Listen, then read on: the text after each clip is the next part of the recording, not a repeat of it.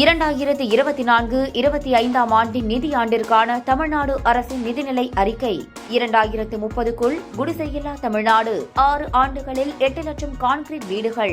2024-25 1 லட்சம் வீடுகள். கடைக்கோடி மனிதருக்கும் நலவாழ்வு. தேர்தல் பணிகள் தொடங்கி இருக்கக்கூடிய நேரத்தில் மதிமுக பம்பரன்ஸ் முதல்வன் தேர்தல் ஆணையத்தில் என்ன கடிதம் கொடுத்திருக்கீங்க? இதை கொடுத்திருந்தோம். இப்போ நீதிமன்றத்துக்கு செல்வதற்கான காரணம் என்ன? இதை எப்படி நடவடிக்கை எடுக்கணும்? உங்களுடைய நடவடிக்கை. 1994 மே 6 மறுமலர்ச்சி திமுக தொடங்கப்பட்டதற்கு பிறகு 96ஆம் ஆண்டு நடந்த சட்டமன்ற நாடாளுமன்ற தேர்தலில் மறுமலர்ச்சி திமுக குடை சின்னத்தில் போட்டியிட்டது.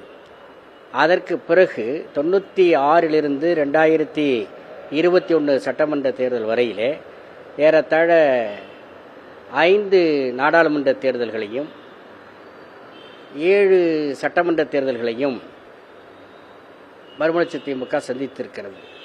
இதிலே கடைசியாக நடைபெற்ற 2019 நாடாளுமன்ற தேர்தல், 2021 சட்டமன்ற தேர்தலை தவிர மீதி போட்டியிட்ட அனைத்து தேர்தல்களிலும் பம்பரம் சின்னத்தில் தான் மறுமலர்ச்சி திமுக போட்டியிட்டு வெற்றி பெற்றது.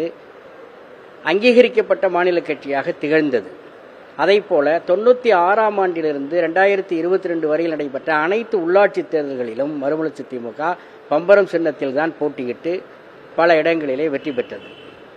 இந்த நிலையில் மறுமலர்ச்சி திமுகவினுடைய சின்னத்தை இந்த மக்களவைத் தேர்தலில் 2024 மக்களவைத் தேர்தலில் எங்களுக்கு ஒதுக்கீடு செய்ய வேண்டும் என்று கடந்த டிசம்பர் மாதம் 11ஆம் தேதி நம்முடைய தலைவர், திராவிட இயக்க போர்வால் தலைவர் வைகோ அவர்கள் தலைமை தேர்தல் ஆணையத்திற்கு கடிதம் அளித்திருந்தார்கள். இந்த ஆண்டு பிப்ரவரி 5ஆம் தேதியும் நினைவூட்டு கடிதத்தை அளித்திருந்தார்கள். அது பரிசீலனையில் இருக்கிறது என்று சொன்னார்கள். ஆனால் தேர்தல் அறிவிப்பு எந்த நேரத்திலும் வரும் என்கிற நிலைமை இருக்கிற காரணத்தினால் உடனடியாக அதுக்கு முடிவெடுக்க வேண்டும் என்று சொல்லி தேர்தல் ஆணையத்துக்கு உத்தரவிட கோரி தலைவர் வைகோ அவர்கள் வழக்கு தொடர்ந்திருக்கிறார்கள், மனு தாக்கல் செய்திருக்கிறார்கள்.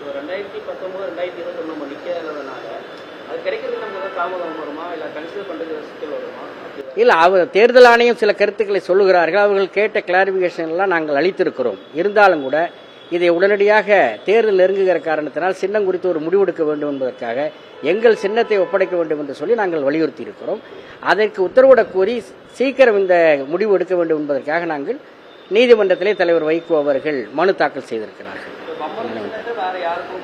கொடுக்க முடியாது, அது ரிசர்வ் சின்னம். பம்பரம் சின்னம் இதுவரை மறுமலர்ச்சி திமுகவினுடைய ரிசர்வ் சிம்பல், அது ஃப்ரீ சிம்பல்ல இல்லை. மறுமலர்ச்சி திமுகவினுடைய சிம்பலாகத்தான் இதுவரையிலே இந்த தேதி வரையிலே வைத்திருக்கிறது தேர்தல் ஆணையம். வேறு எவருக்கும் அந்த சின்னம் வழங்கப்படவில்லை. 2024-25 ஆண்டின் நிதியாண்டிற்கான தமிழ்நாடு அரசின் நிதிநிலை அறிக்கை. 2030க்குள் குடிசையில்லா தமிழ்நாடு. 6 ஆண்டுகளில் 8 லட்சம் கான்கிரீட் வீடுகள். 2024-25 1 லட்சம் வீடுகள். கடைக்கோடி மனிதருக்கும் நலவாழ்வு.